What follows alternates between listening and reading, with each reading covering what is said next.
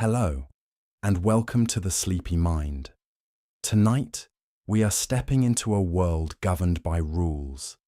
Not the cold, impersonal kind. Not the rules of bureaucracies or fine print or systems designed to protect institutions from the people inside them. These are rules of an entirely different character. Rules that were written over many centuries out of a genuine attempt to understand what a human being needs in order to become quieter, kinder, and more free. The monastic codes of Buddhist tradition are among the oldest continuously observed bodies of law on earth. Some of them have been recited without interruption every 2 weeks for more than 2,000 years. And yet they are not rigid. They are not punishing. They are, at their best, something closer to a very detailed and very patient answer to a simple question. What conditions does a person need in order to truly practice? There is a paradox at the center of all of it.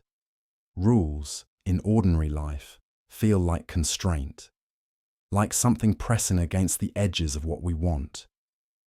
But the monks and nuns who have lived inside these codes for decades consistently describe them not as walls, but as a kind of ground. Solid, reliable, something the mind can finally stop managing and simply stand on. When the small decisions of daily life are already answered, something in the deeper reaches of the mind begins, almost without being asked, to settle.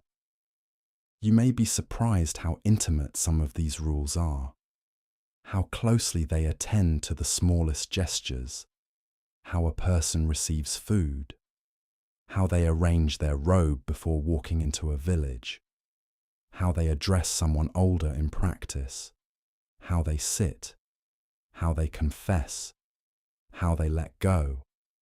These are not the rules of conquerors. They are the rules of people trying, very carefully, to live well. If these gentle nights of learning bring you something worth returning to, a like or a subscription to the Sleepy Mind would mean a great deal.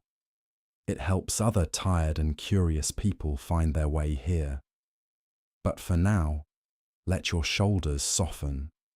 Let your hands rest without holding anything. Allow your breath to find its own unhurried pace. There is nothing to remember tonight.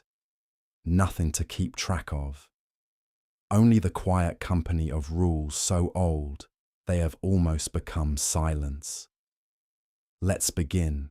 There is something quietly remarkable about the idea that a set of rules composed more than 2,500 years ago is still being followed today in living communities by people who have chosen to make those rules the organizing principle of their entire lives. Not as historical curiosity, not as performance or ceremony, but as the actual architecture of each waking hour, from the moment the bell sounds before dawn to the moment the body is finally released into sleep. The earliest Buddhist monastic code carries a name that is itself worth pausing over. It is called the Vinaya, a word drawn from Sanskrit and Pali that means something closer to leading out or education than it does to anything we might ordinarily associate with law or restriction. This is the first thing to understand about it. The Vinaya was never intended to confine. It was understood from its earliest articulations as a path of liberation, a way of organizing a life so completely around what matters that everything extraneous falls away of its own accord, without struggle, without resistance, the way unnecessary weight is naturally set down when the hands have found something worth carrying. The Vinaya was compiled by the Buddha's disciples in the months and years following his death, gathered together during a council of senior practitioners held, by traditional account, around the year 483 before the Common Era.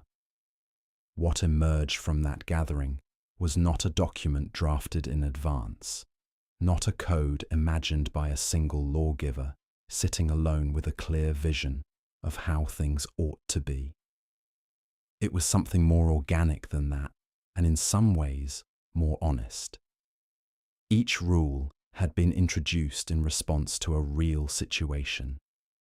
A real person had done something that created difficulty in the community, or caused confusion among lay people, or undermined the trust that made the whole enterprise possible.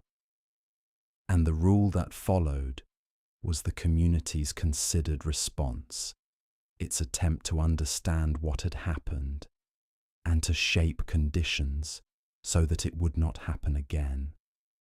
This makes the Vinaya, in a very particular sense, a record of early monastic life. Not an idealized description of how things should have been, but a living document of how things actually were. The stumbling and the course corrections. The moments when human nature expressed itself in ways that required a gentle and explicit redirect.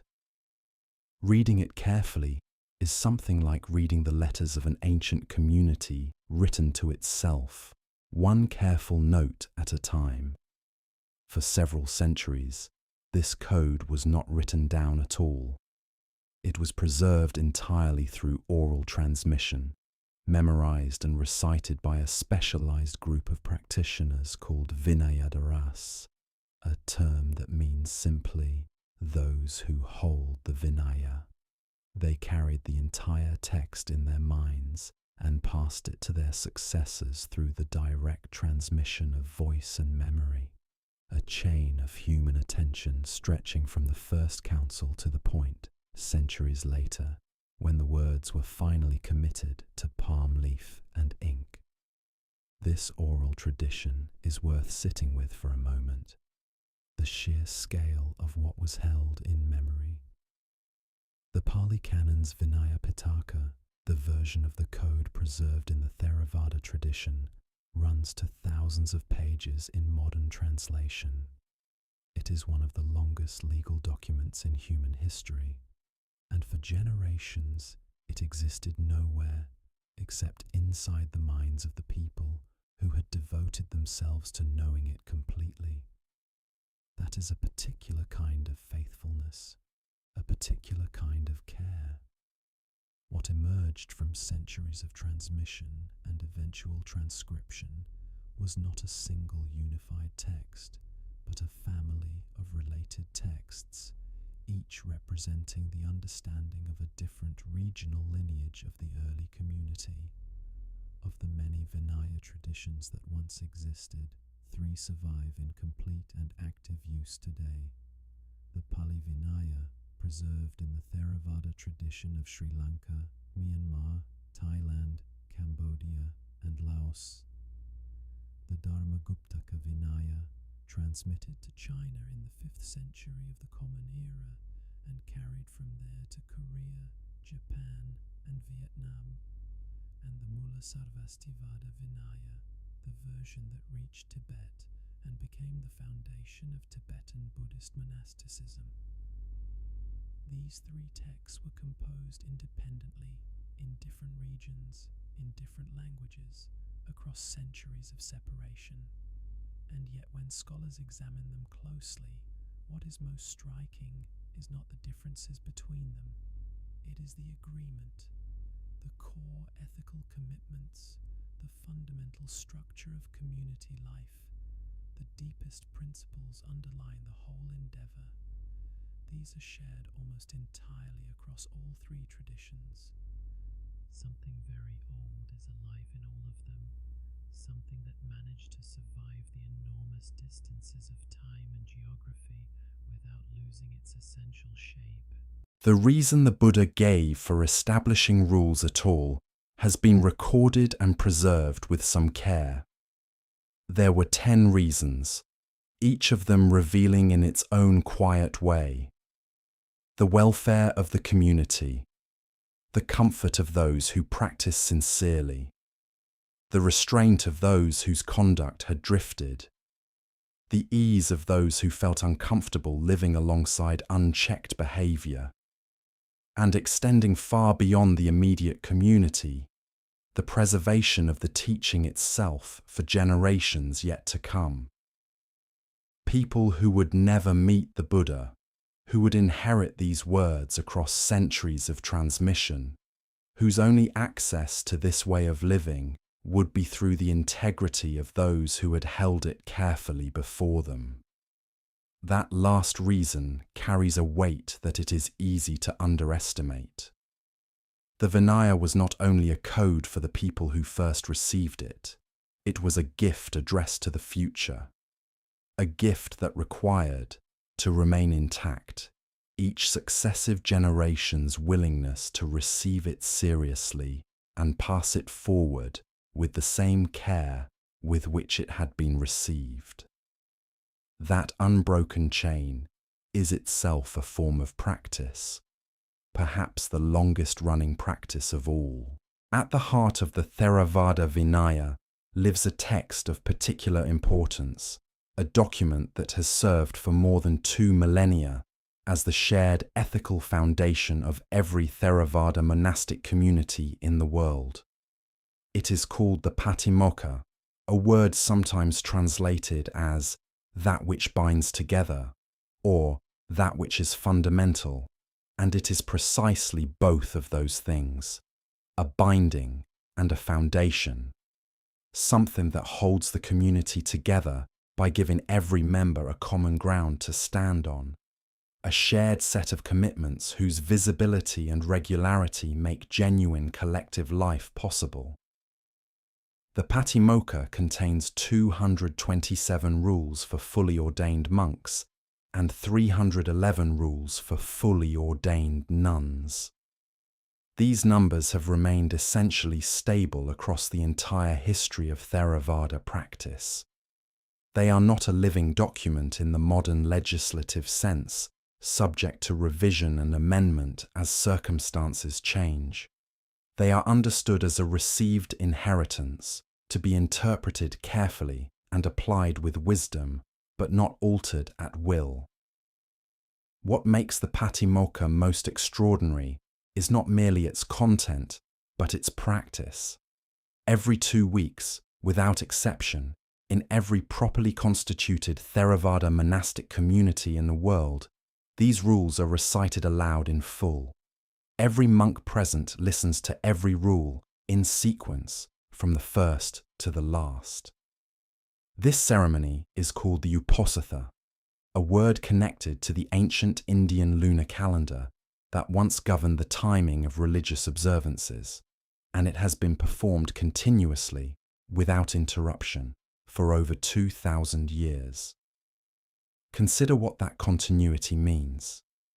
This same recitation has been performed in forest monasteries and royal temples, in times of peace and times of war, in small communities of 3 or 4 monks, and in great assemblies of hundreds. It has been performed in languages that no longer exist as spoken tongues outside of liturgical use. It has been performed in countries the Buddha never visited, by people he never knew, in forms of life he could never have imagined. And at the center of all of it, holding it together the way a spine holds a body upright, is this fortnightly act of communal listening and communal acknowledgement. The ceremony itself has a particular structure that is worth understanding. When the Patimokkha recitation begins, the presiding monk invites the assembled community to examine their own conduct with honesty. He then recites each rule and asks 3 times whether any member present has broken it. Silence is the response, and in that silence, carefully, something significant happens. Each monk present is understood to be affirming their own purity with respect to each rule as it is named. This is not mere formality. It is understood as a genuine act of self-examination, repeated in front of the entire community, with full awareness of what one is affirming. The rules of the Patimokkha are organized not alphabetically or thematically in the way a modern legal document might be organized, but by severity, by the weight of the consequences that follow from breaking them. The most serious rules appear first, and the progression through the categories moves gradually from the gravest offences to the lightest behavioural guidelines. This arrangement gives the recitation a particular quality of descent, a slow movement from the deeply serious to the quietly instructional, so that by the end the community has moved together through the full range of what their life together asks of them. In the Dharmaguptaka Vinaya followed in China, Korea, Japan and Vietnam, monks observe 250 rules rather than 227. The small numerical difference reflects minor regional variations that developed during the centuries of transmission across Central Asia into East Asia, variations in how certain edge cases were adjudicated, how particular situations were classified and named. The differences are genuine, but they are not fundamental. The ethical core is shared. The commitment to non-harm, honesty, simplicity, and mutual accountability runs through all of it in exactly the same way. Tibetan Buddhist monks following the Mulasarvastivada Vinaya observe 253 rules. Tibetan nuns in the full ordination lineage observe 364 rules. These numbers, like all the numbers in all the Vinaya traditions, are not arbitrary. Each one represents a situation, a question, a moment of early community life in which someone asked what the right thing to do was, and a considered answer was given, preserved, and carried forward. There is something in the sheer number of rules that can, at first, feel overwhelming. 253 things to know and observe and carry. 364. And yet monks and nuns who have lived within these codes for years describe something quite different from what that arithmetic might suggest. The rules become, over time, not a list to be consciously managed, but a texture. A quality of presence that arises naturally in each situation, without needing to be summoned. The code stops being an external imposition and begins to feel, after years of practice, like the natural expression of a mind that has genuinely taken the welfare of others to heart. Every set of rules, no matter how thoughtfully composed, must address the question of what happens when a rule is broken. And the Vinaya addresses this question with a gradation of responses so carefully considered that it constitutes, in itself, a kind of moral philosophy. Different violations carry different weights. Different weights call for different responses. And at the most serious end of the scale, the response is final and irrevocable, not as punishment, but as an honest acknowledgement that something has been permanently undone. The gravest category of Theravada monastic rules is called parajika, a word that carries the weight of its meaning in a single syllable. It means defeat. A monk who breaks any of the 4 parajika rules is understood not to have committed an infraction requiring correction or rehabilitation. He is understood to have suffered a defeat, in the sense that the fundamental basis of his monastic life has collapsed beneath him. He is no longer a monk in any meaningful sense, regardless of whether he continues to wear the robe. He must leave the community, and the rules specify, with quiet finality, that he may not be ordained again in this lifetime. The 4 parajika offences for monks are 4 specific acts: engaging in sexual intercourse of any kind, taking something not given, meaning theft, deliberately killing a human being, and falsely claiming to have attained spiritual realizations such as enlightenment or meditative states beyond what one has actually reached. The first three of these have a clarity that requires little explanation. They represent fundamental violations of the commitments that define monastic life. Celibacy, non-theft, and non-harm are not peripheral concerns.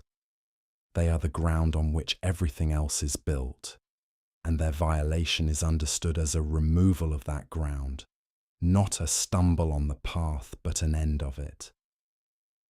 The fourth offense is the one that carries the most quietly complex psychology. The prohibition against falsely claiming spiritual attainments targets a form of dishonesty that is almost entirely invisible to others. A monk who lies about his inner life, who allows others to believe he has achieved what he has not, who permits a reputation for spiritual depth to form around claims he knows to be false, has done something that cannot be seen or measured from outside. It lives entirely within the mind that committed it. And yet, the Vinaya identifies it as equal in gravity to theft, to killing, to the abandonment of celibacy. That equivalence is itself a teaching about the depth of the commitment to honesty that monastic life requires. There is a quality of mercy woven even into the most serious rules. The Parajika rules apply fully only when certain conditions are met. The monk must have known the rule. He must have acted intentionally. In some cases, the rules specify that a genuinely accidental act, or an act performed in a state of mental illness or confusion, does not carry the same weight as one committed in full awareness. The code distinguishes carefully between the person who stumbles and the person who chooses. Both situations call for a response, but they do not call for the same one. For nuns in the Theravada tradition, there are 8 Parajika rules rather than 4, including additional rules relating to physical contact with men and the concealment of serious offences committed by others within the community. This distinction reflects the particular social and cultural pressures that surrounded the early community of nuns and the specific vulnerabilities that the rules were designed to protect against.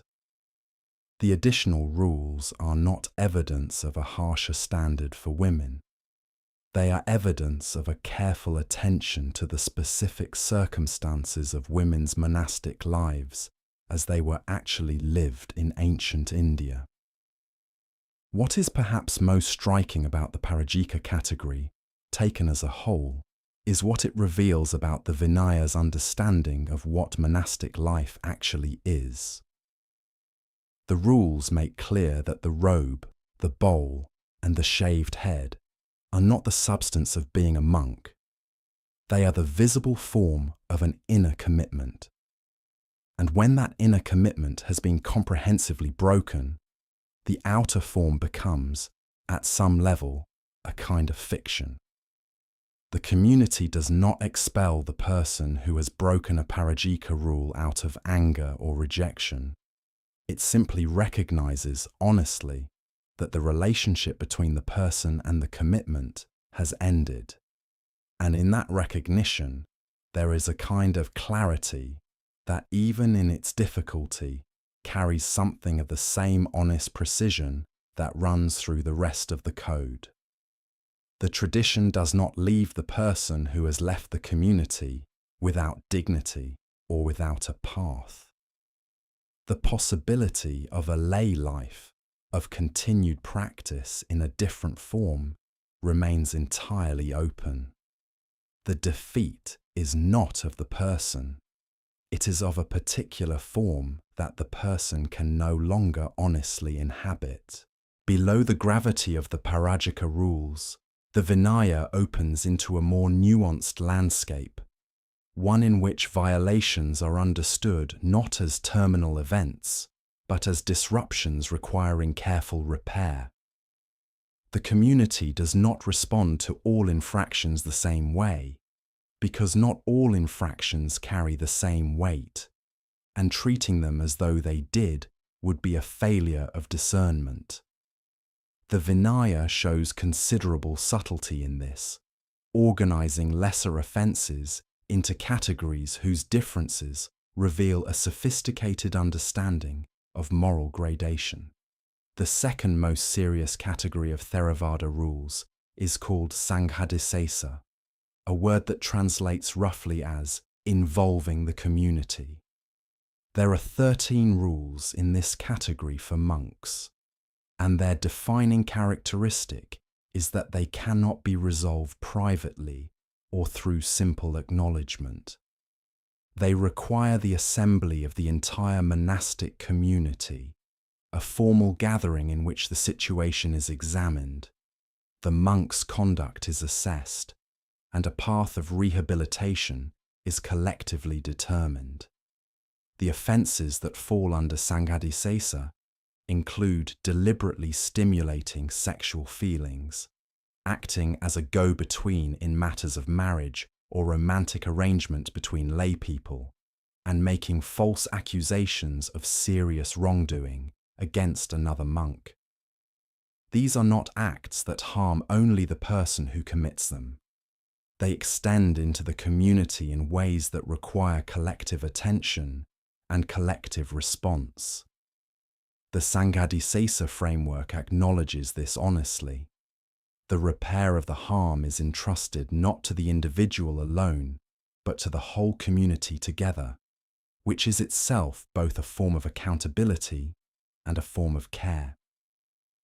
A monk who has committed a Sanghadisesa offence enters a period called parivasa, a word meaning something close to dwelling separately or living under conditions. During this period, which lasts for a number of days corresponding to the time the offence was concealed, the monk lives under certain restrictions, publicly acknowledged as someone working through a process of rehabilitation. This is not designed to humiliate. It is designed to make the process real, visible, and genuinely worked through, rather than privately managed and quickly forgotten. The large middle ground of Theravada monastic rules falls under a category called pachittiya, a word that means roughly causing a falling away, and there are 92 rules in this category.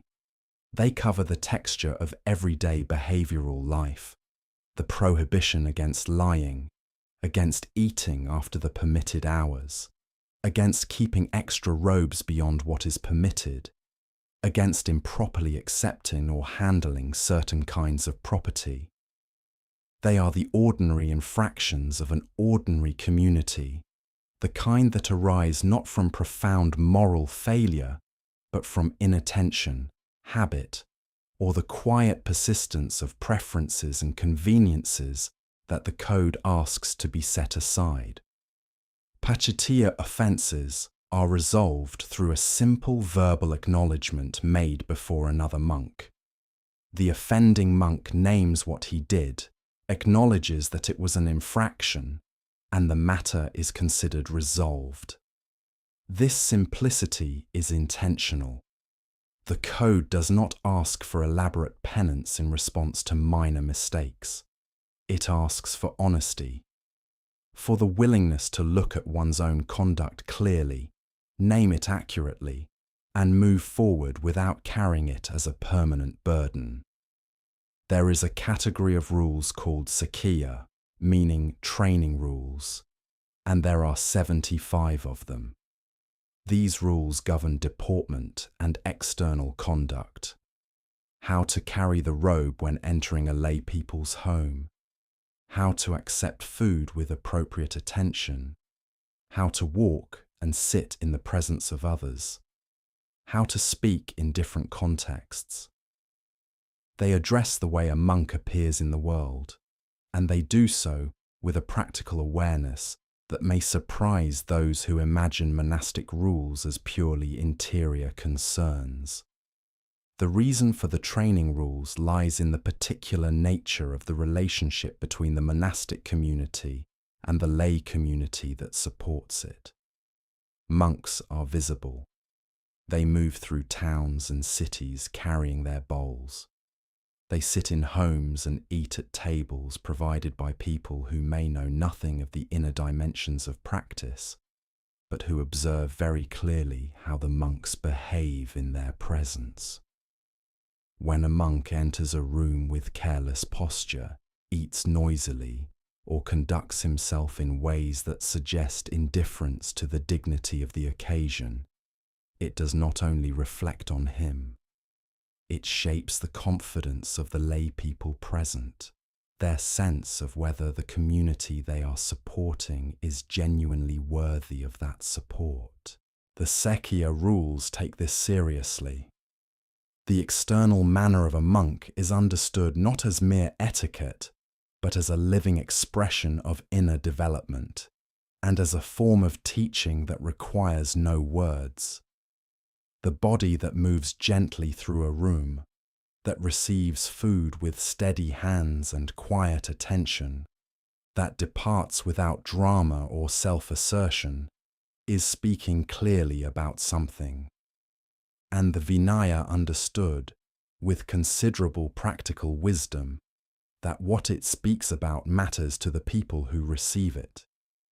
Woven through all the categories of lesser offences is a feature of the Vinaya that reflects its fundamental generosity, the formal recognition of exceptions.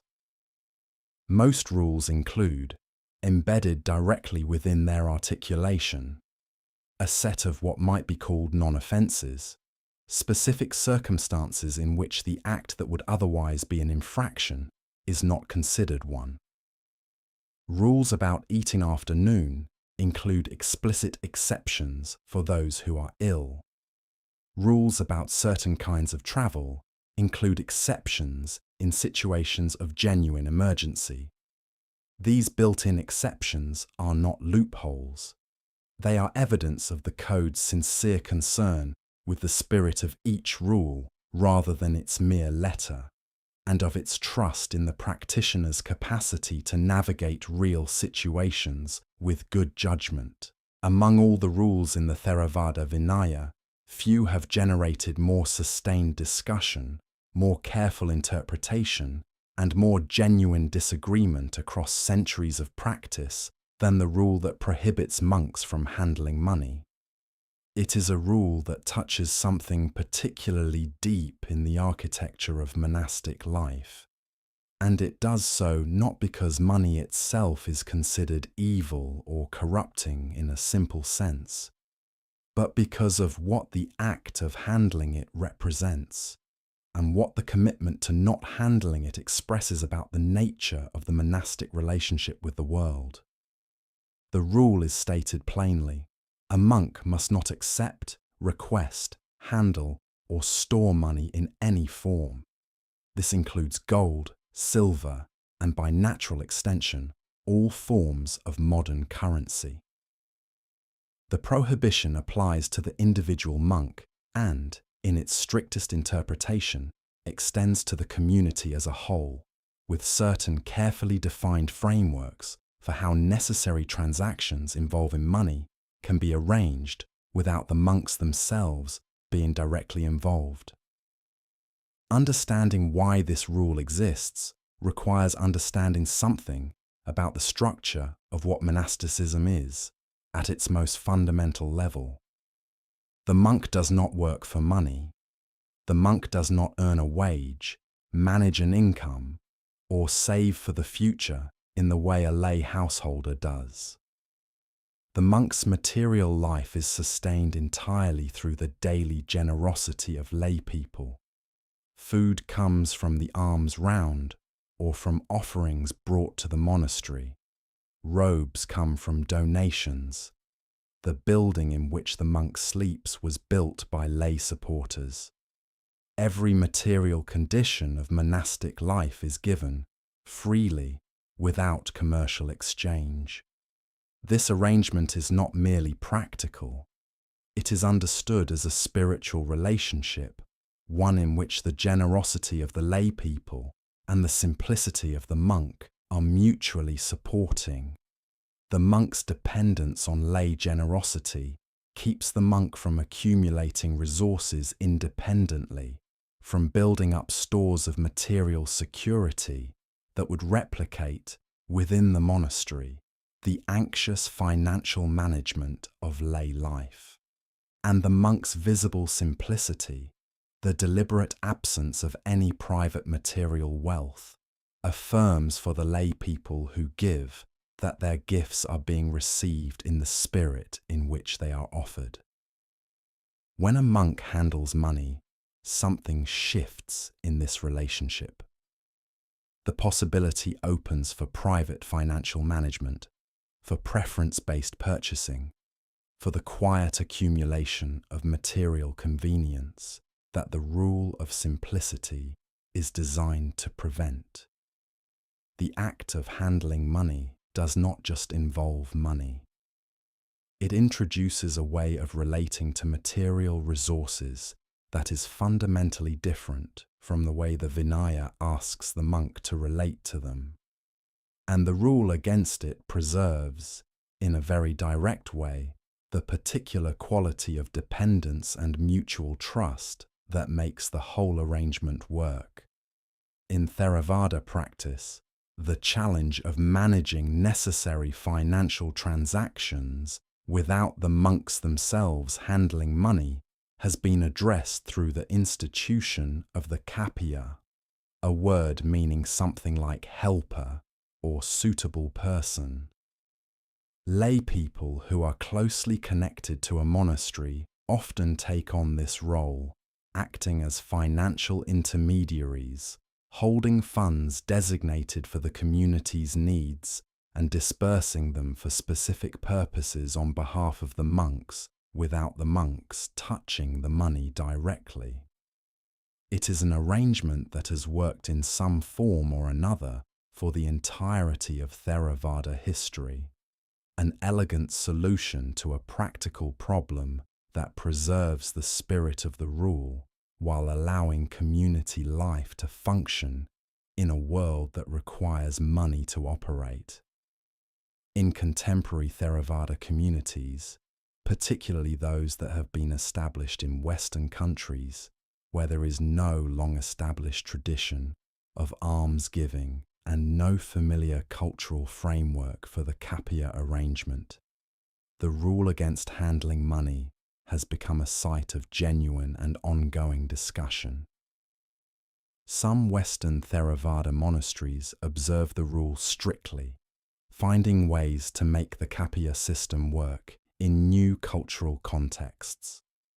Others have developed modified approaches, acknowledging the spirit of the rule's concern, while adapting to realities that ancient India could not have anticipated.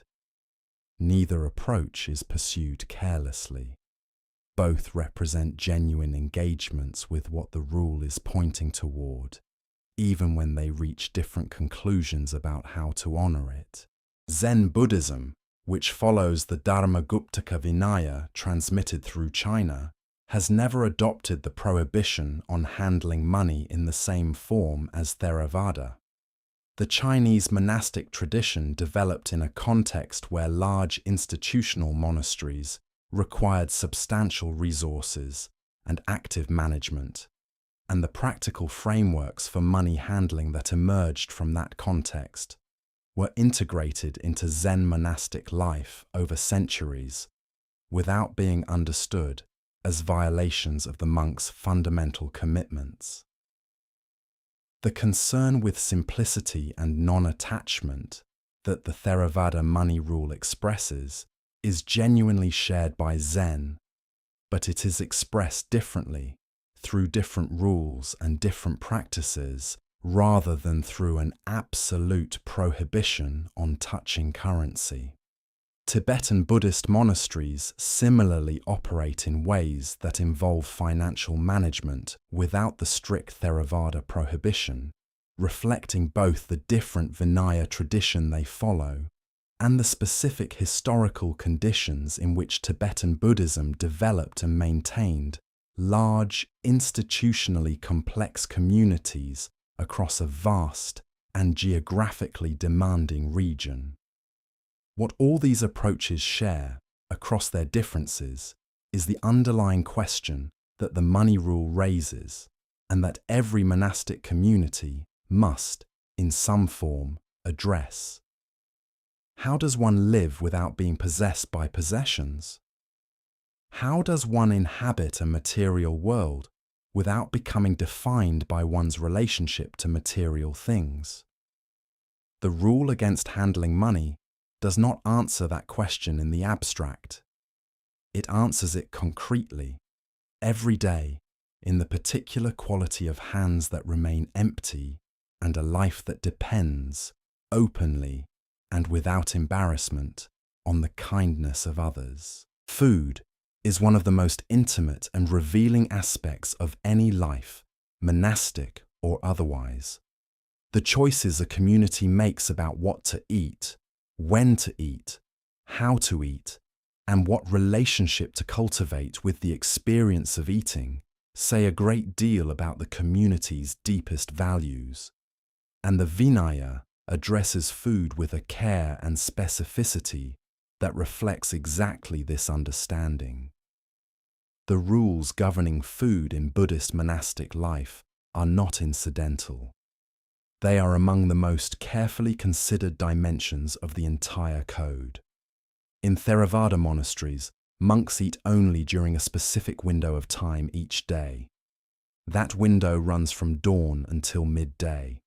After noon, the eating of solid food is prohibited until the following morning. This is not a casual guideline or a suggestion. It is a firm rule, one of the most consistently observed in the entire tradition, and one that has remained essentially unchanged for the full span of Theravada history. The origin of this rule, as recorded in the traditional accounts, is characteristically practical. In the early decades of the community, monks walked through villages and towns to collect food at various hours, including after dark. Lay people began to complain. Monks moving through streets at night were frightening to some, particularly to women walking alone. In some cases, monks walking through fields in the dark were damaging young crops without realizing it. The rule that emerged from these complaints was both a response to legitimate grievances and an opportunity to introduce something more fundamental: the practice of eating only within a defined window, which turns the daily relationship with food into something that is managed rather than indulged. The single daily meal period is not merely a logistical decision. It is understood as one of the most direct ways to investigate the mind's relationship with food, and by extension, with all forms of wanting. When eating is limited to a specific window and everything outside that window is explicitly off limits, the mind's habitual tendency to reach for food whenever it feels a mild discomfort or a passing desire becomes visible in a way that it never quite is when food is available constantly. The rule creates, in the very texture of the day, a laboratory for observing how wanting works.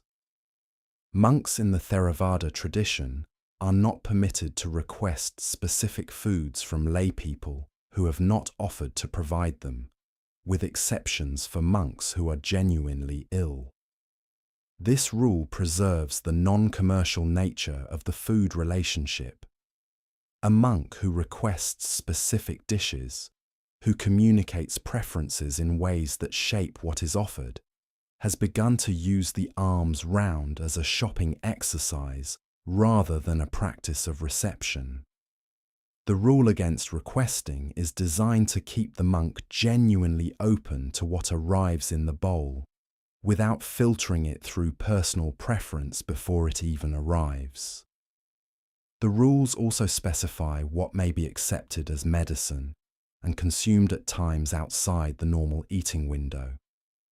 Ghee, fresh butter, oil, honey, and certain kinds of sugar are listed as permitted at any time because they are understood as supportive to the body in a specifically medical sense, rather than as nourishing in the way a meal is nourishing.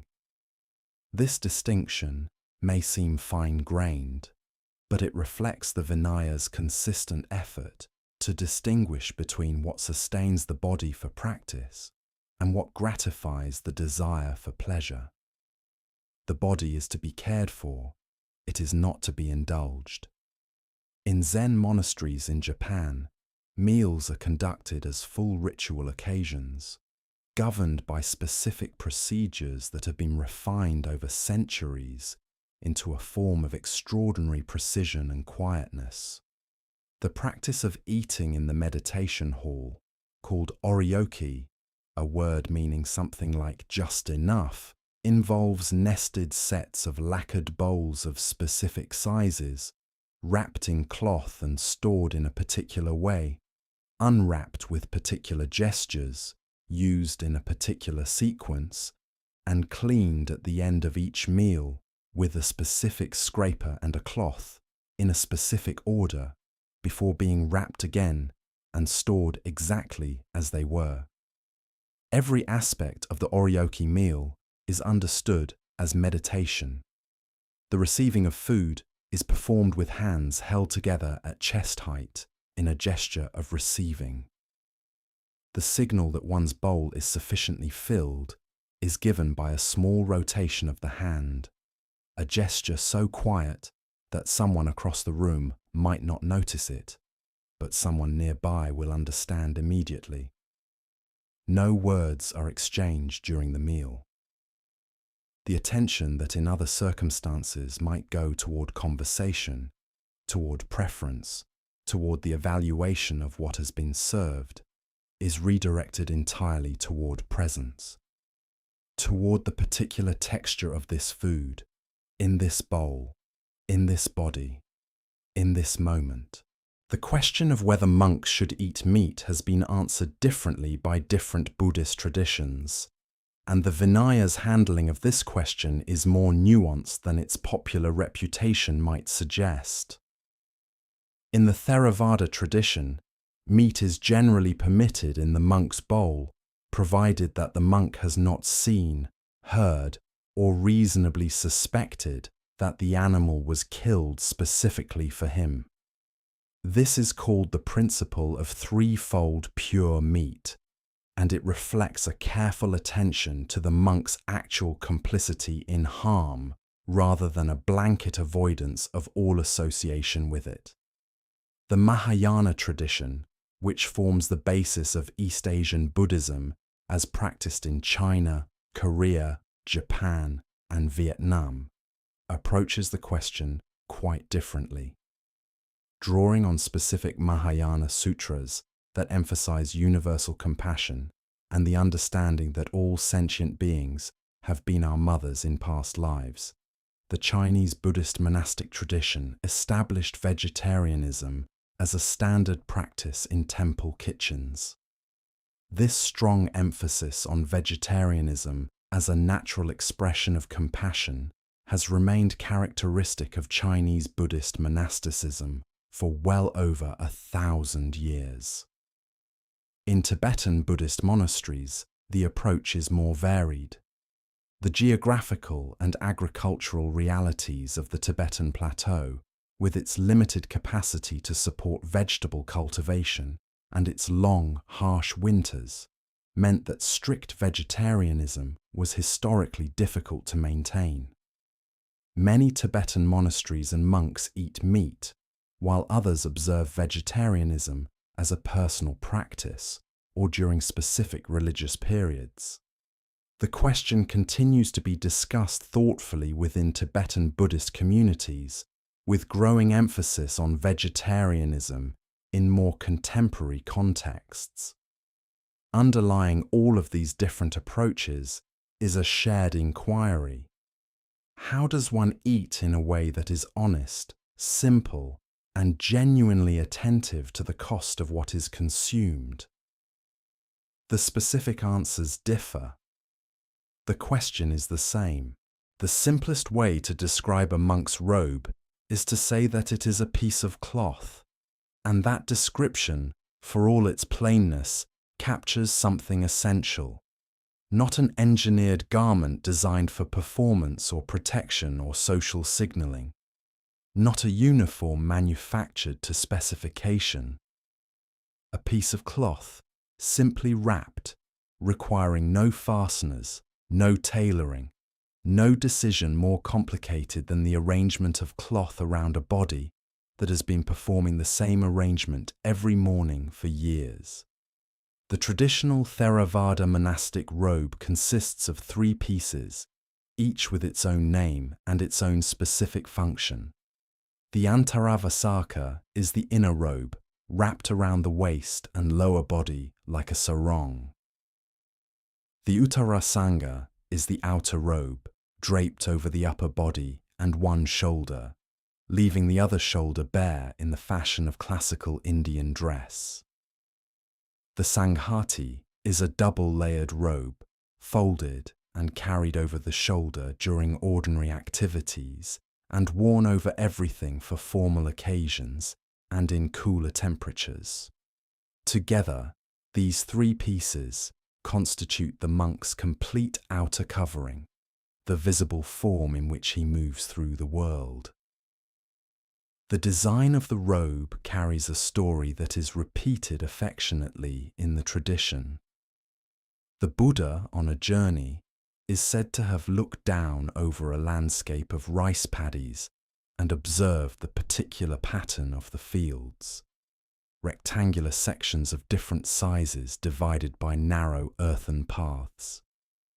He pointed to the view and suggested that this pattern become the template for the monk's robe. And so, the traditional Theravada robe is sewn from multiple panels of cloth stitched together, their arrangement creating a subtle patchwork that echoes the pattern of rice fields seen from above. Every morning, when a monk arranges his robe, he is wearing, in some small way, a meditation on the landscape of ancient India. The rules specify that robes may be made from one of 6 permitted materials: linen, cotton, silk, wool, jute, or hemp. Modern interpretations in many communities have extended this list to include synthetic fabrics that share the qualities of simplicity and durability that the original list was designed to protect. What the rules prohibit is luxury. Robes made from rare materials, expensively dyed, ornately decorated, or designed to call attention to the wearer. The robe is not meant to speak. It is meant to present the monk in a form that says, simply and clearly, that the person inside it has committed to a life organized around something other than appearance. When a monk receives a new robe, the Vinaya requires a small but significant act before it can be worn. The robe must be marked, typically with a small coloured dot in an inconspicuous place. This practice, described in the texts as making the mark, functions technically to remove the robe from a certain category of goods that would otherwise be subject to specific rules about ownership and transfer. But it functions in a deeper sense as an act of acceptance and acknowledgement. The monk receives the robe, marks it as received, and in doing so enters into the particular relationship with it that the Vinaya prescribes. The standard list of a Theravada monk's personal requisites is traditionally 8 items: 3 robes, the alms bowl, a razor, a needle and thread for repairs, a water strainer, and a belt. The spareness of this list is worth dwelling on. 8 items, enough for daily life, for personal hygiene, for the maintenance of what one has, and for the protection of small creatures one might otherwise consume accidentally. Nothing more. The entire material infrastructure of a life contained in 8 objects. The water strainer, called a parisavana, is one of the more quietly affecting items on the list.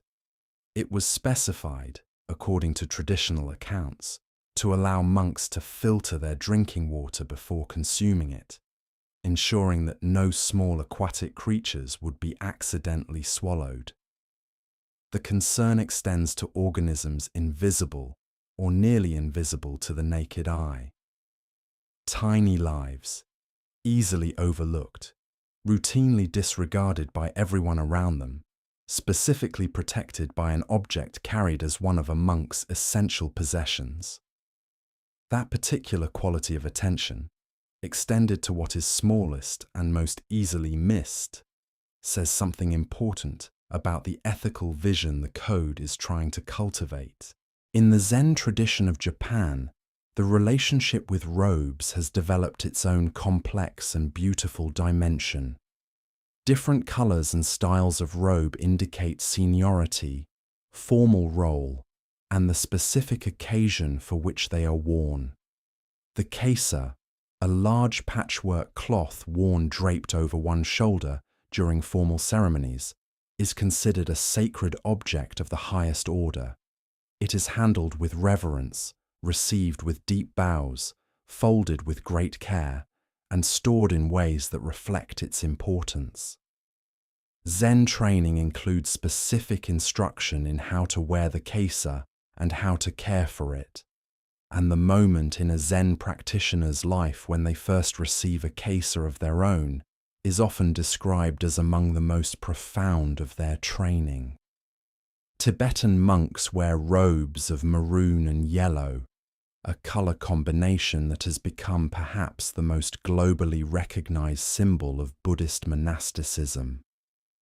The specific shades vary subtly between the different schools of Tibetan Buddhism, with certain tones of yellow traditionally associated with the Gelug school, and slightly different tones characteristic of other lineages.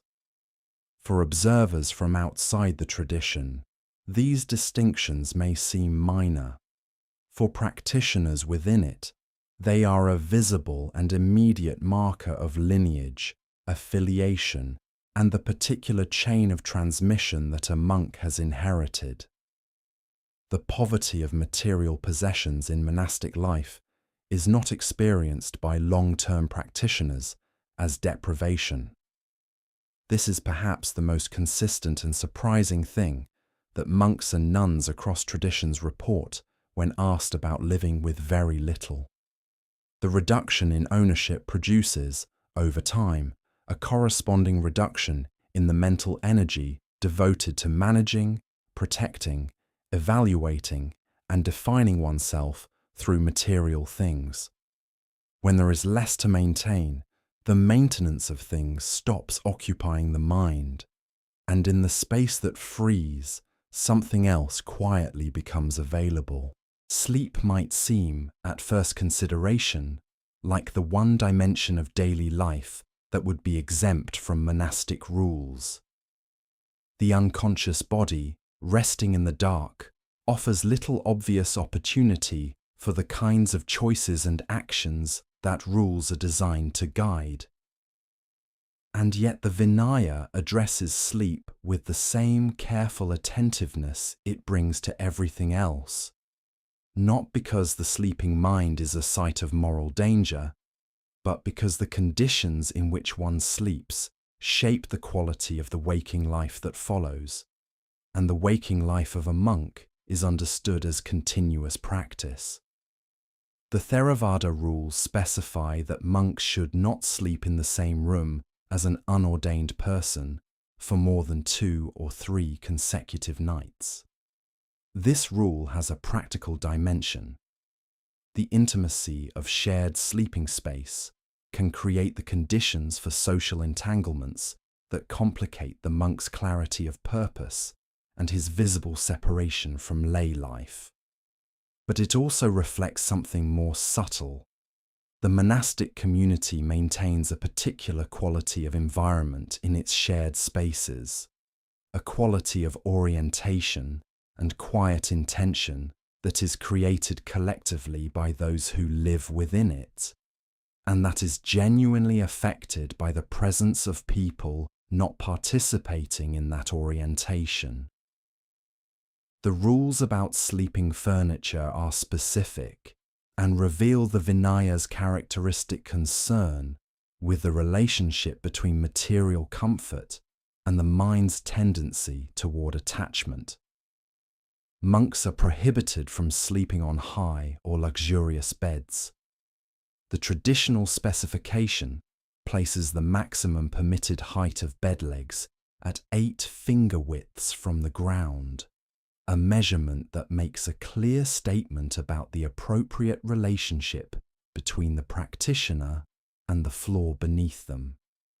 In many Southeast Asian Theravada communities, monks sleep on simple mats on low wooden platforms, a practice that has remained consistent across centuries. The simplicity of the sleeping arrangement is not understood as an imposition. It is understood as a daily recalibration of the relationship between the body and what it requires. A body that has learned to rest comfortably on a simple mat has released something.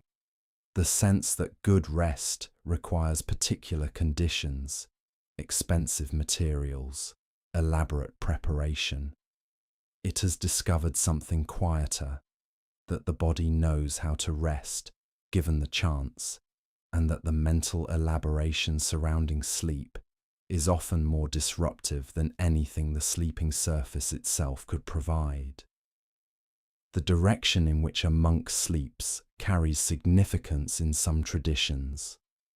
Certain compass directions are considered disrespectful to the Buddha or the Dhamma when one's head points toward them during sleep, and specific guidelines exist in some communities about how sleeping mats should be oriented within a room. This may sound like a minor detail, but its function is the same as most minor details in the Vinaya. To introduce a moment of awareness, a small act of conscious orientation, into a transition that would otherwise happen entirely on autopilot. The Theravada tradition recommends that monks sleep on their right side, in a posture sometimes called the lion's posture, which is associated with both the resting position of the lion and the posture in which the Buddha himself is said to have passed into final nirvana, the complete release from the cycle of conditioned existence. This posture is understood to support a particular quality of sleep. Restful without being deeply unconscious, calm without being slack. The tradition's concern is that sleep should restore the body and refresh the mind without becoming an escape from awareness, a plunge into unconsciousness so complete that the morning begins with a groggy unfamiliarity rather than a clear and ready presence. A monk's cell or sleeping space is considered functionally personal, but not owned in any deep sense. The room belongs to the community.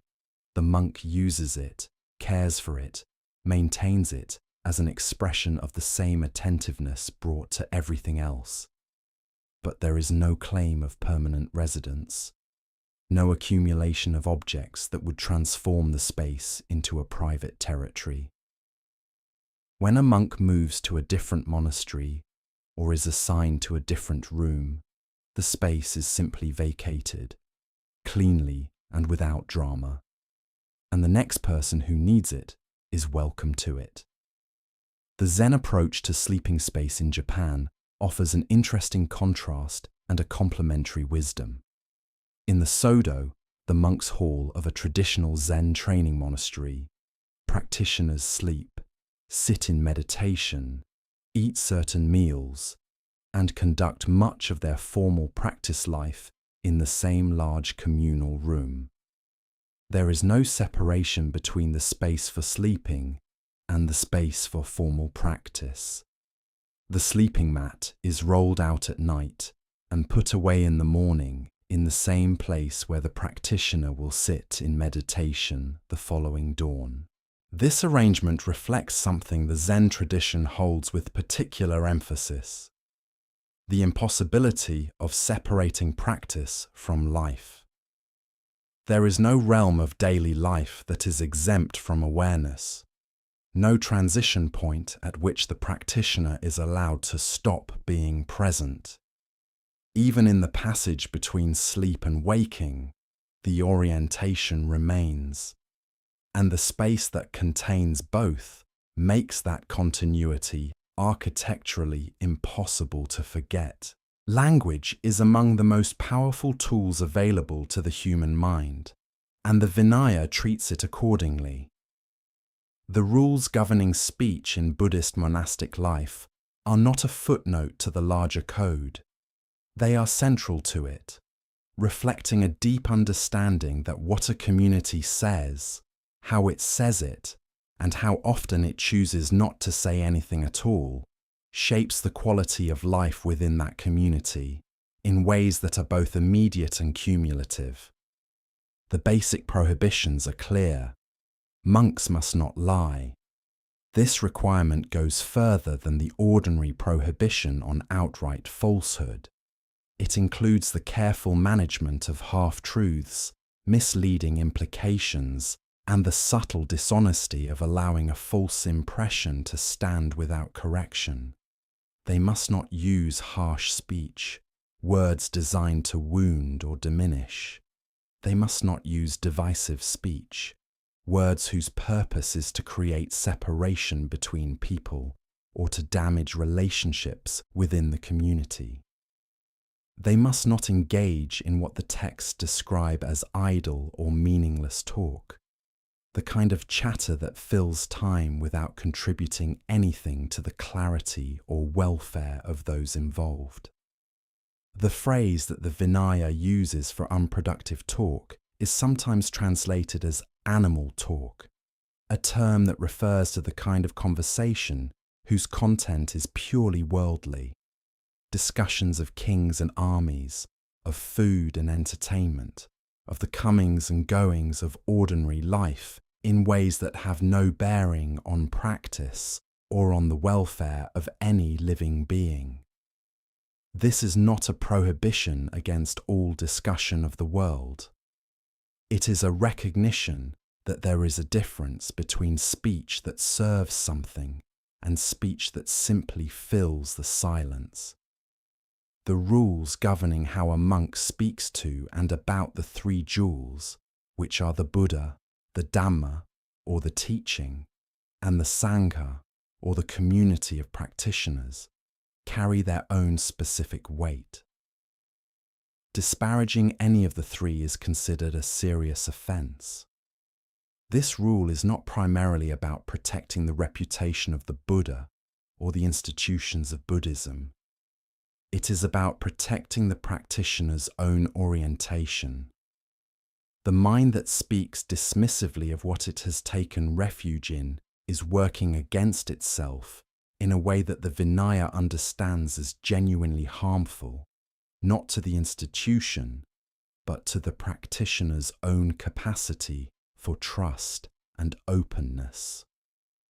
The rules about singing and entertainment are worth examining for the particular light they shed on the Vinaya's understanding of the relationship between mind and sensory experience. Theravada monks are prohibited from singing in a melodious, entertaining voice, from attending theatrical performances or shows, and from participating in worldly celebrations in ways that would constitute entertainment. This might seem from outside like a prohibition on joy. It is not. It is a prohibition on a specific kind of stimulation that the tradition understands as agitating rather than nourishing.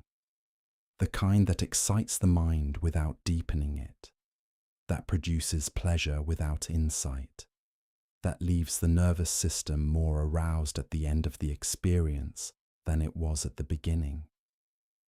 Chanting, by contrast, is explicitly permitted and forms one of the central daily activities of monastic life. The distinction between chanting and singing lies not only in the form of the sound, but in its orientation and its effect. Liturgical chanting is directed towards something beyond the pleasure of the listener or the expression of the practitioner. It is offered, in a sense, rather than performed, and its effect on the body and mind has been consistently described by practitioners as settling rather than exciting, deepening rather than stimulating. The specific rules governing how a monk addresses those above and below him in the community's hierarchy reflect the particular social world of ancient India, with its elaborate codes of respect and its careful management of relationships across differences of age, status, and spiritual attainment. These rules specify the forms of address to be used with teachers, with senior monks, with junior monks, and with lay people in different social positions. Mastering them is part of the novice's education, an early lesson in the understanding that how one holds oneself in relationship to others is not a trivial matter of social convention, but an expression of the same quality of attention that the practice asks for everywhere. Some of the most practically specific rules about speech govern the situation of giving instruction to lay people.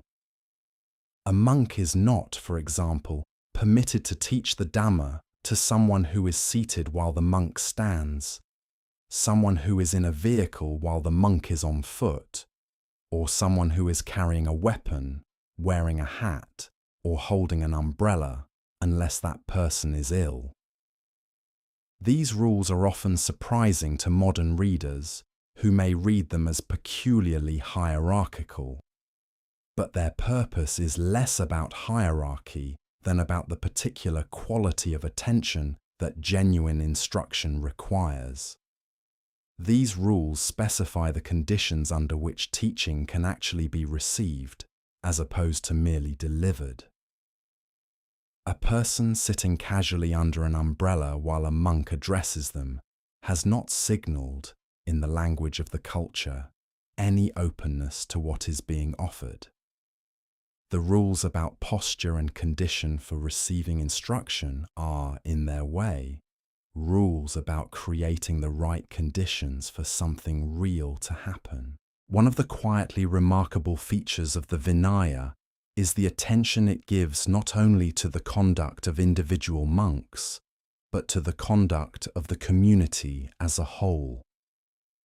A monastic community is not merely a collection of individuals observing the same rules in proximity to each other.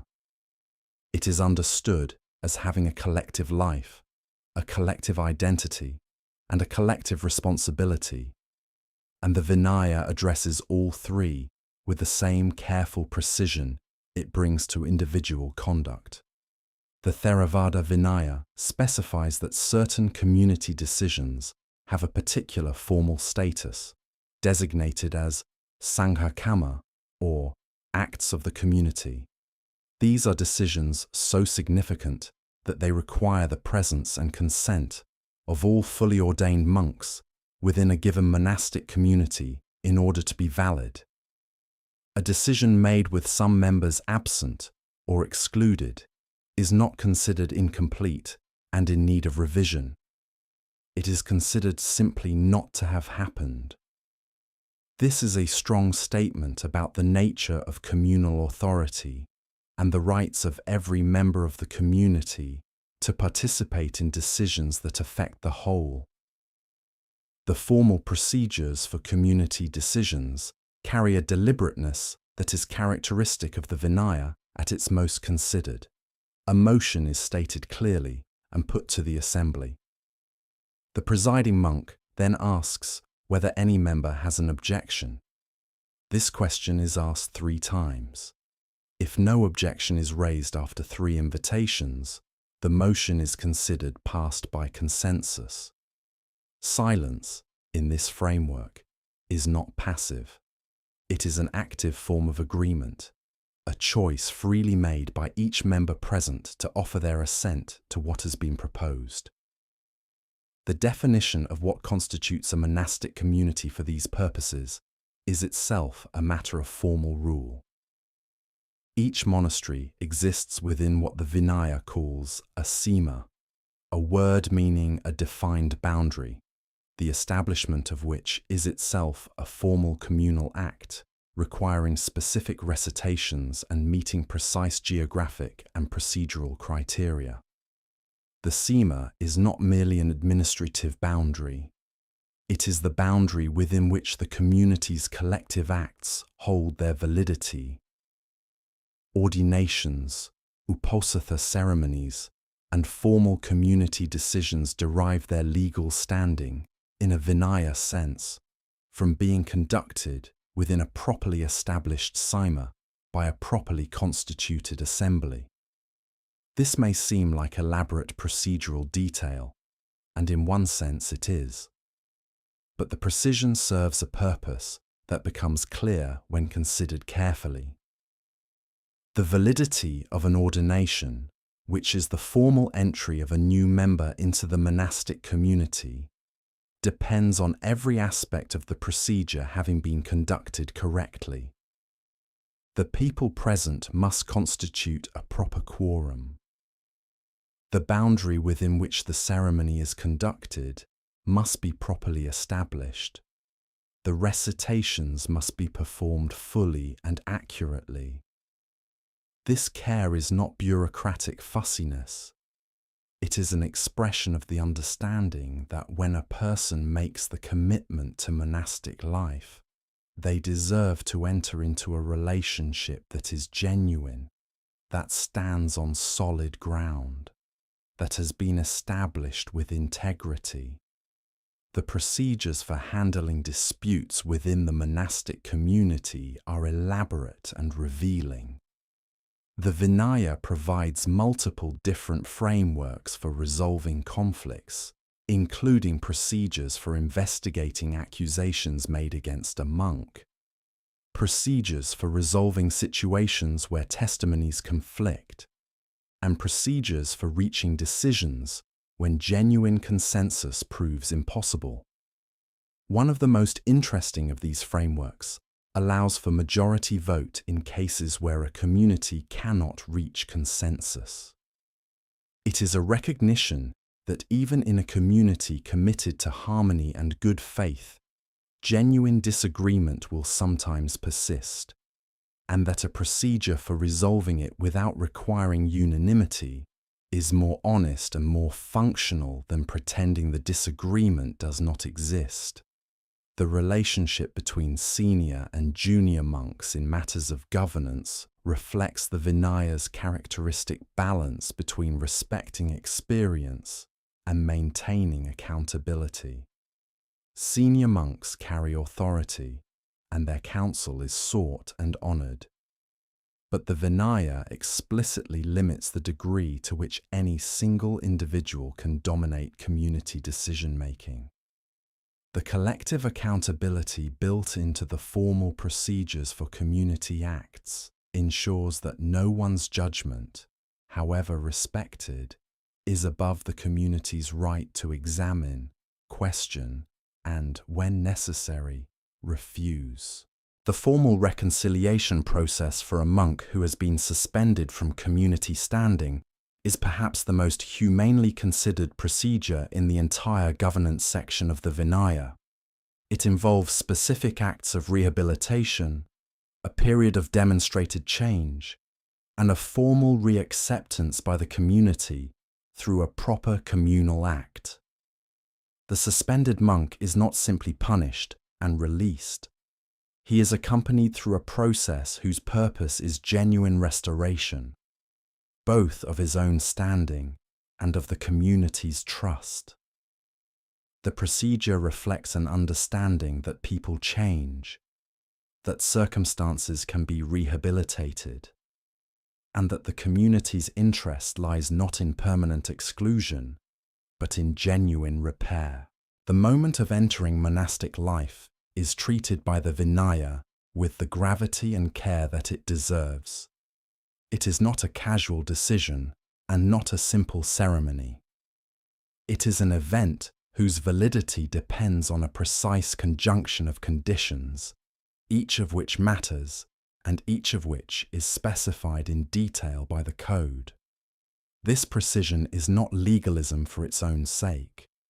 It reflects the understanding that a genuine commitment made properly and received properly is a different thing from a gesture, however sincere, that lacks the formal grounding that makes it real.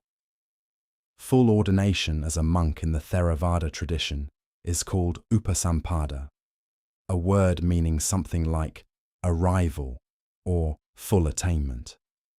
The ceremony requires the presence of at least 5 fully ordained monks, or 10 monks in countries where the ordination lineage is well established enough to require a larger quorum.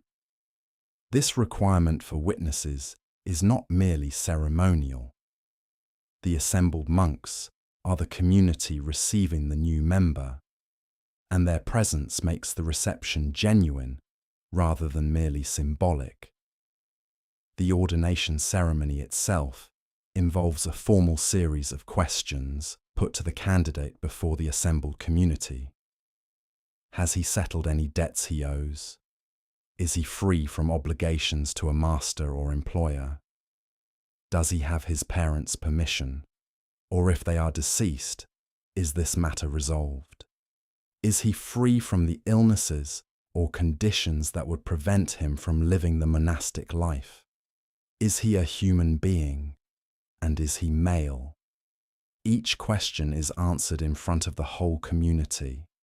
The transparency of the process, the public nature of each affirmation, creates something more than a private commitment.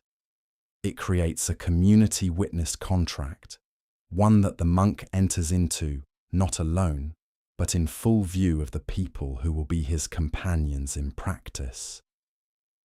Before receiving full ordination, a candidate typically spends time as a novice monk, called in the Pali language a samanera, living under a simpler set of 10 precepts, rather than the full 227 of the Patimokkha. This period of novice life serves as preparation, a time to learn the daily rhythms of the monastery, to begin internalizing the code, to discover through direct experience whether this form of life is one the person can genuinely embrace rather than merely admire from a distance. The minimum age for full ordination in the Theravada tradition is 20 years.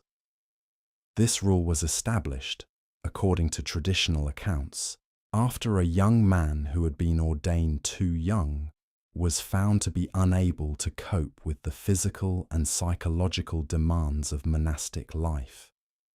The minimum age is not an arbitrary bureaucratic requirement. It is a protection, both of the individual and of the community, ensuring that the commitment is being made by someone old enough to understand what they are committing to. In Southeast Asian countries, it is common for young boys to spend a period of time as novice monks, sometimes just a few weeks, sometimes several months, before returning to lay life. This practice, deeply embedded in the cultures of countries like Thailand and Myanmar, is understood both as a form of merit-making for the family and as an educational opportunity for the boy, a chance to absorb the atmosphere of practice and receive a kind of formation that the lay world does not provide. Many of these boys will not remain as monks in adult life, but the period of novice practice leaves something in them that persists, a familiarity with the rhythms of monastic life, a personal encounter with simplicity and structure, that shapes them in ways they may not fully recognize until much later. The ordination lineage, the unbroken chain of transmission from the Buddha's original community to the present day, is one of the most carefully maintained elements of the entire Vinaya tradition. Each ordained monk can, in principle, trace his ordination back through his preceptor, and that preceptor's preceptor, in an unbroken line reaching to the early Sangha. The validity of an ordination depends, in Vinaya terms, on the integrity of this chain. A break anywhere in the lineage, a point at which the procedure was not properly followed or the community was not properly constituted, is understood to invalidate every ordination that came after it. This concern for lineage integrity has had significant consequences in Buddhist history. Questions about whether specific ordination lineages have been properly maintained have led to major reform movements, to the establishment of new ordination procedures designed to repair what were perceived as breaks in the chain, and to considerable scholarly debate about what constitutes a valid ordination in circumstances where the original procedures were difficult or impossible to follow. These are not merely academic questions. They touch the deepest concerns of communities whose understanding of their own practice depends on the genuineness of the commitment at its foundation. The transmission of the Dharmaguptaka ordination lineage from India to China in the 5th century of the Common Era is one of the pivotal moments in the history of East Asian Buddhism. Chinese monks travelled extraordinary distances to receive ordination from masters in India or Central Asia, carrying the lineage back to China and establishing the foundation from which the great traditions of Korean, Japanese, and Vietnamese Buddhism eventually grew. The care with which those early transmitters managed the process, the attention they gave to ensuring that every procedural requirement was met, reflects a seriousness about lineage integrity that has shaped East Asian monastic life ever since. The monastery exists in relationship, not only in the obvious sense that it depends on lay support for its material sustenance, but in a deeper sense. The presence of a monastic community in the world is understood as a gift to the world, and the quality of that gift depends substantially on the quality of the relationship between the monks and the lay people they live among.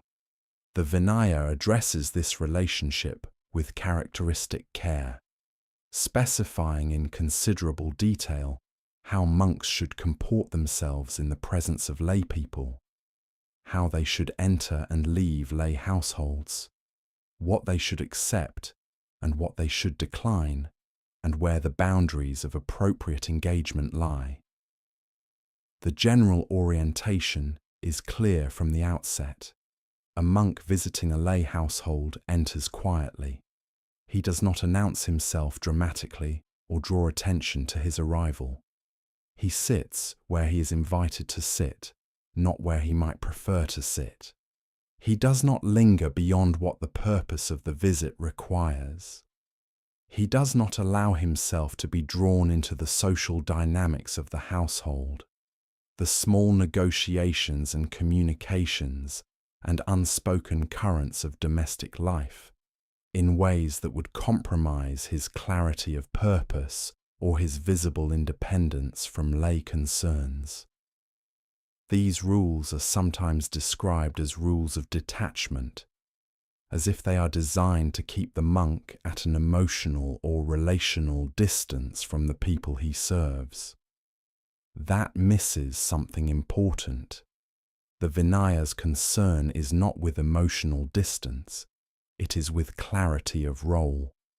The monk who maintains appropriate boundaries with lay people is not doing so because he is indifferent to them or because he considers them spiritually inferior.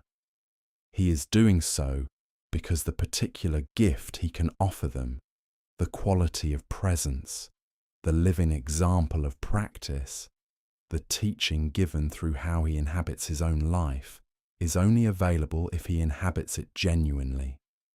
The rules that define appropriate conduct with lay people are, in this sense, rules about integrity, about being what one is, completely and without dilution.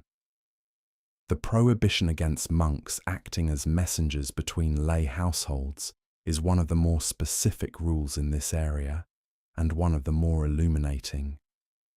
A monk must not carry letters, verbal communications, or any other form of message between lay households, unless the message relates to the Dhamma or to matters of direct necessity. This rule prevents the monk from becoming enmeshed in lay social networks in a way that would gradually, almost invisibly, shift his role from practitioner to social intermediary. The messenger who carries messages between households begins to carry something else as well, an investment in the outcomes of those communications, a stake in the relationships they serve, an entanglement with the ordinary traffic of lay social life that has no place in a well-ordered monastic existence. Rules exist about the conditions under which monks may give instruction to lay people, and these rules are more nuanced than they might first appear. Teaching alone with a woman in a private space requires the presence of a man who is knowledgeable enough to understand what is being discussed. Teaching to someone carrying a weapon, wearing headgear, or seated in a position of elevation while the monk stands below requires special circumstances or explicit exception. These conditions reflect both the ancient Indian social codes within which the early rules were written and a practical wisdom about the conditions under which genuine teaching and genuine reception can actually occur. The formal separation between the monastic community and the lay community, maintained by rules that exclude lay people from specifically monastic ceremonies and communal acts, is sometimes misunderstood as social exclusion or spiritual hierarchy. It is better understood as the maintenance of a particular kind of space. The Uposatha ceremony, the formal governance acts, the communal recitations and decisions of the monastery are activities that derive their quality from being conducted within a community of people who share a specific set of commitments and a specific form of life. Inviting everyone in would not make these activities more inclusive in any meaningful sense. It would change their nature fundamentally. The mutual dependence between monks and lay people is one of the most carefully described relationships in all of Buddhist literature.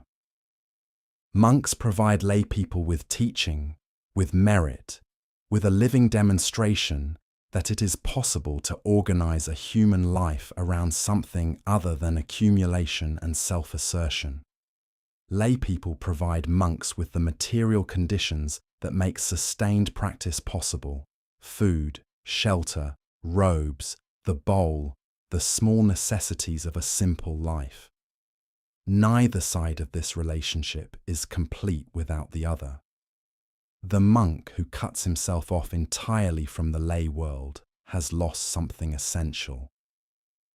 The lay people who have no access to practitioners have lost something essential as well.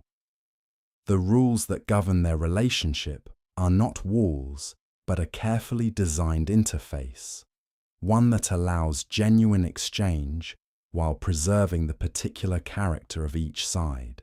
There is a season in the monastic year that carries a different quality from all the others, a deeper stillness, a more complete withdrawal from the movements of ordinary life, a more sustained turning inward. It is called the Vassa in Pali, a word meaning simply rains. and it marks the period each year in which Theravada monks commit to a form of intensified residential practice that has been observed, in some form or another, for the full duration of the tradition. The Vassa corresponds to the monsoon season in South and Southeast Asia, the months during which heavy rains make extensive travel genuinely difficult, and during which the new growth of the agricultural season is at its most vulnerable. Its origin, as recorded in the traditional accounts, is practical in the same way that many of the Vinaya's rules are practical. It arose in response to a complaint. Lay people in the early period of the Buddhist community observed that monks were continuing to travel and collect alms throughout the monsoon months, and that in doing so they were inadvertently damaging newly sprouted crops and harming the small insects and other creatures that emerge in great numbers during the wet season. The Buddha's response was to establish a formal period of residential confinement during which monks would remain within a defined area and reduce their movement through the landscape. What began as a practical accommodation to the agricultural calendar became, over centuries of practice, one of the most valued periods in the entire monastic year. The 3 months of Vassa are understood as an opportunity for intensification, more meditation, more study, more sustained engagement with the teachings, more time in the proximity of senior practitioners, whose presence teaches through example as much as through instruction. The compelled residential quality of the retreat, the fact that monks cannot simply leave when they are restless or bored or uncomfortable, creates conditions that are genuinely challenging and, for exactly that reason, genuinely productive. The commitment made at the beginning of Vassa is a formal one. Each monk formally declares his intention to remain within a specific area for the duration of the retreat, naming the particular monastery or boundary within which he will stay. This declaration is understood as a vow, and breaking it without sufficient cause is considered a significant infraction. The reasons that justify leaving the retreat area during Vassa are specified in the Vinaya. A monk who is ill, or whose teacher is ill, or who receives a specific request from a lay supporter in genuine need, may leave temporarily within defined limits, but the general orientation is clear. Vassa is a time to stay, and the rules make staying the path of least resistance. The end of the Vassa retreat is marked by a ceremony called pavarana, a word meaning something like inviting or offering an invitation. During this ceremony, each monk in the assembled community formally invites the others to point out any faults in his conduct that they may have observed during the months of the retreat. The invitation is offered with sincerity, and the community is expected to respond with equal sincerity, naming what they have genuinely noticed with honesty and compassion, rather than using the occasion for personal grievance or score settling. It is one of the most explicitly vulnerable moments in the monastic calendar, a formal act of communal accountability in which each member opens themselves to the observations of all the others. The number of vassas a monk has completed functions, in Theravada communities, as the primary measure of seniority, not age, not social background, not the depth of scholarship or the reputation for wisdom. The number of vassas. A monk who has completed 30 vassas stands before one who has completed 5, regardless of anything else, because 30 years of choosing to remain, of completing the full cycle of commitment year after year, has a weight that the community formally recognizes. This system has a quiet democracy to it. Everyone starts at 0. Everyone accumulates seniority at the same rate. And the thing being measured, the willingness to continue, is something available to anyone who has the patience to keep going.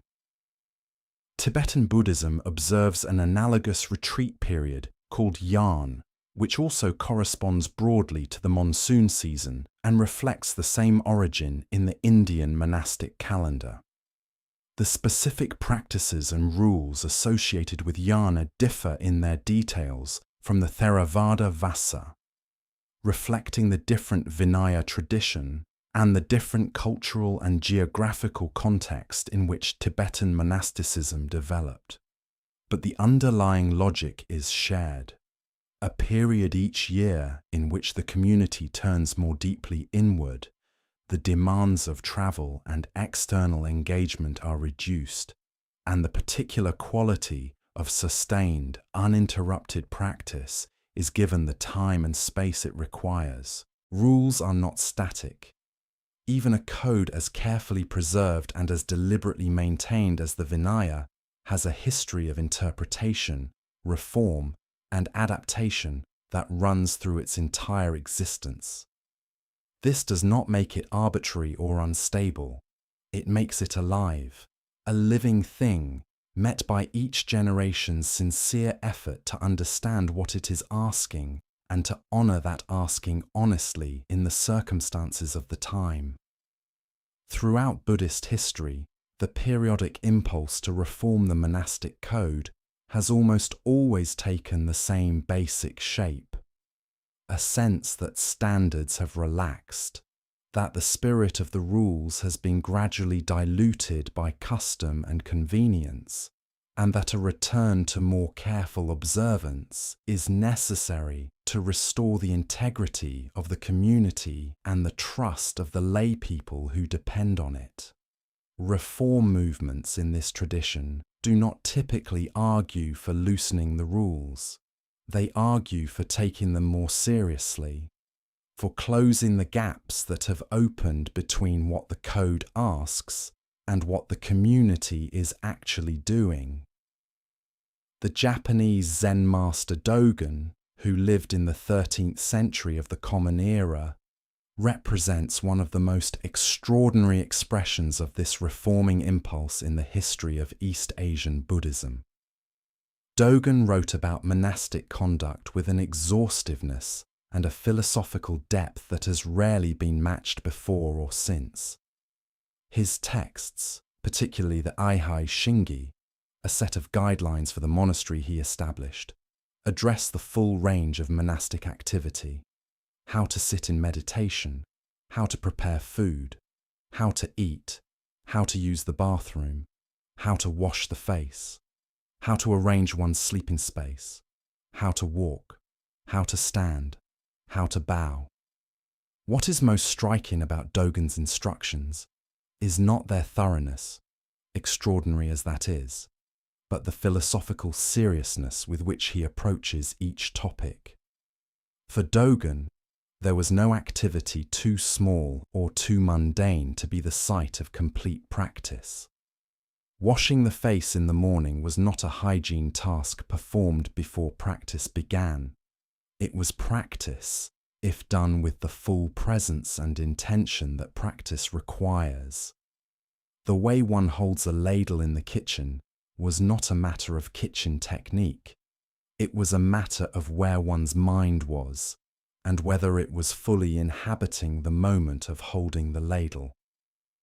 Dogen's meticulous attention to the forms of daily conduct was grounded in a vision of practice so total, so uncompromising in its refusal to separate sacred and ordinary time, that every rule he articulated became an argument for the possibility of complete awareness in every moment of the day. The reform movements of the 19th century in Burma and Sri Lanka took a different but related shape.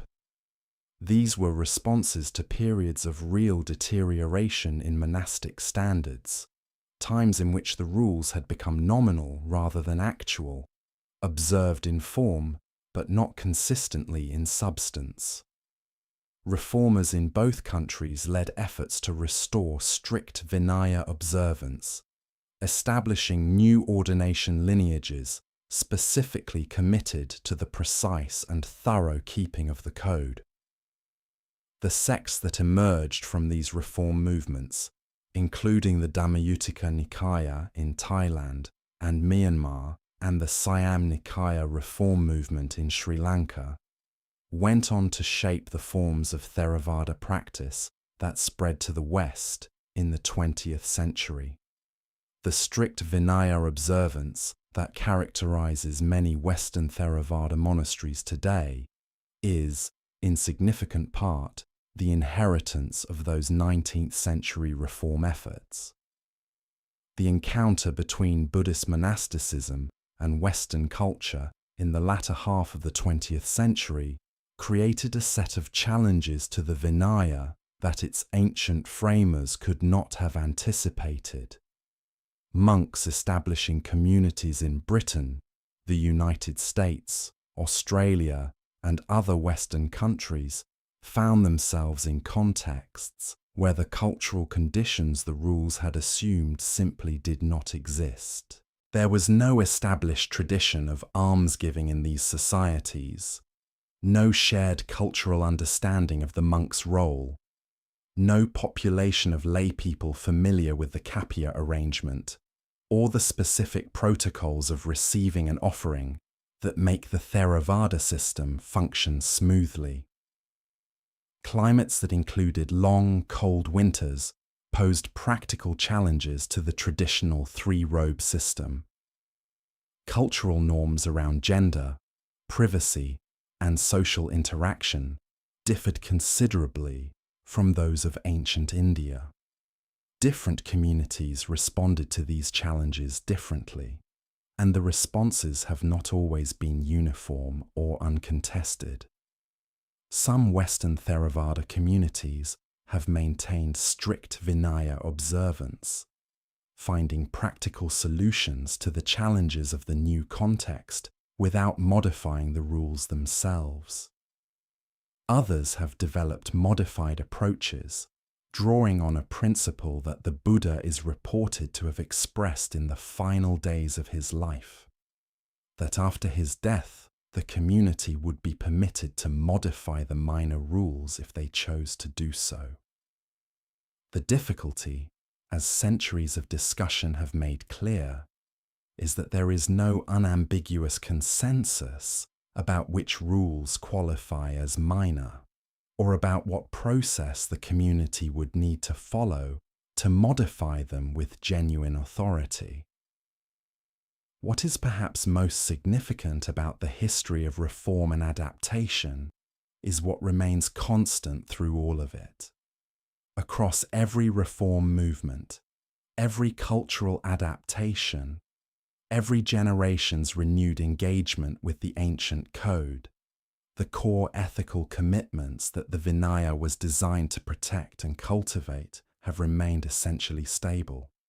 Non-harm, honesty in all its dimensions, simplicity of material life, the restraint of the senses in service of a deeper availability to experience, the cultivation of conditions that support the clearest possible awareness.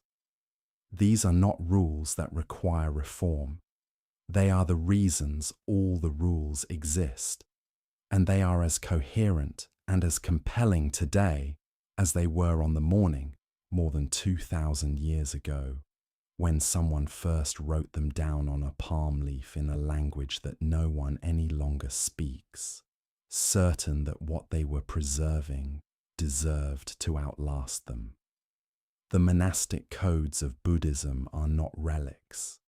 They are instructions that continue to shape living communities, living practices, living human lives. In forest monasteries at the edges of cities where lay people stop on their way to work to offer food into the bowls of waiting monks.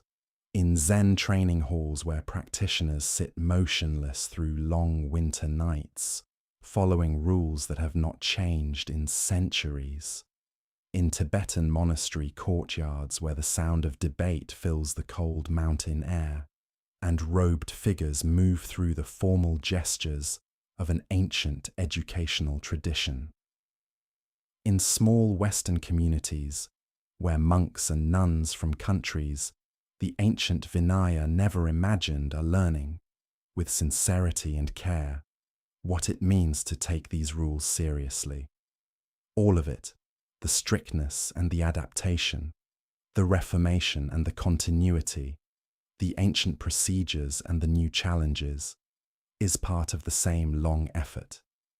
The effort to live in a way that is honest, harmless, and genuinely open to the deepest available understanding of what it means to be alive. That effort is not finished. It has never been finished. And each morning, in communities spread across the world, it begins again. As the last of these quiet facts settles into the room around you, let the whole of what we have moved through tonight gather itself gently before it begins to fade. We started somewhere very old, older than most of what the world around us recognizes as ancient. We walked into a code that was not invented by a single mind in a single moment, but that grew slowly from the lived experience of a real community, trying honestly to understand how to be together well. We watched that code take shape from individual situations, each rule a considered response to a real moment, a real person, a real question about what the right thing to do was when the right thing was not immediately obvious. We sat with the fortnightly recitation that has been performed without interruption for over 2,000 years, in halls lit by candles and halls lit by electric light, by communities of 3 and communities of hundreds, in languages that no longer exist as living speech outside of these very ceremonies. We held the 4 gravest offences and understood that what makes them grave is not the harm they do to reputation or institution, but the specific way each one removes the ground from under a particular kind of integrity. We moved through the gentler corrective procedures, the acts of acknowledgement and rehabilitation, and recognized in them something that a harsher system of rules would never quite find. A genuine belief that people change, that communities can repair themselves, that the honest naming of a mistake is itself the beginning of its resolution. We learned about hands held open and empty on an arm's round, and what that emptiness means as a practice. We watched meals become meditation, and the careful washing of a bowl become a form of completion, a way of closing something fully before moving on to what comes next. We understood that the simplest possible robe, wrapped the same way every morning, removes a category of decision from the day and gives back something more valuable than the option it removes. We learned about the water strainer carried for the sake of creatures too small to see, and recognized in that small object the whole ethical vision of the code made tangible enough to hold in one hand. We listened to the Pavarana ceremony at the end of the Rains retreat, in which a community of practitioners invites its own members to speak honestly about what they have observed, and understood that this is not a ritual of judgment, but a ritual of trust, an act that can only be performed by people who have genuinely committed to each other's welfare. And through all of it, beneath all the specific rules and their specific histories, we felt the single current that runs through the entire enterprise. The belief that the conditions of a life can be arranged in ways that make clarity and kindness more available, not by eliminating difficulty, but by removing the unnecessary frictions that obscure what is already present. That beneath the noise and restlessness of an unexamined day, something steadier and more available is waiting, patient, unhurried, asking nothing except the willingness to slow down enough to feel it. That steadiness is available to you right now, without ceremony, without a robe, without a bell. It does not require any of the specific forms we have been exploring tonight. Those forms are pathways, not the destination. The destination is simply this: the breath moving in and out of a body that has been allowed, for a little while, to stop managing itself. If these slow journeys into sleep are something you find yourself returning to, the sleepy mind is grateful for your company. A quiet like, a gentle subscription, a thought left in the comments. These are the small things that help more tired and curious people find their way to a quieter night. This channel exists because of the people who discover, in these unhurried hours, something worth coming back to. And if sleep has not yet arrived, there is another slow door waiting for you somewhere on the screen. Another quiet subject. Another set of gentle facts arranged to carry you somewhere restful. It will be there whenever you are ready. But if your body is heavy now, let it be heavy. Let your shoulders settle into whatever they are resting against. Let your jaw release whatever small tension it has been holding since you last thought about it. Let your hands be still, and let them stay exactly where they are, without being asked to hold anything further tonight. The rules are set aside now. The day is complete. There is no remaining act of attention required of you, no code left to observe, no practice still to be performed. Only the breath, continuing as it always has, slow and even and entirely its own, in and out. The day releasing its hold on you, one breath at a time, the way a bell releases its tone into silence, gradually, without a hard edge, until the sound is gone and only the quiet remains. That quiet is yours now. Sleep well, and good night.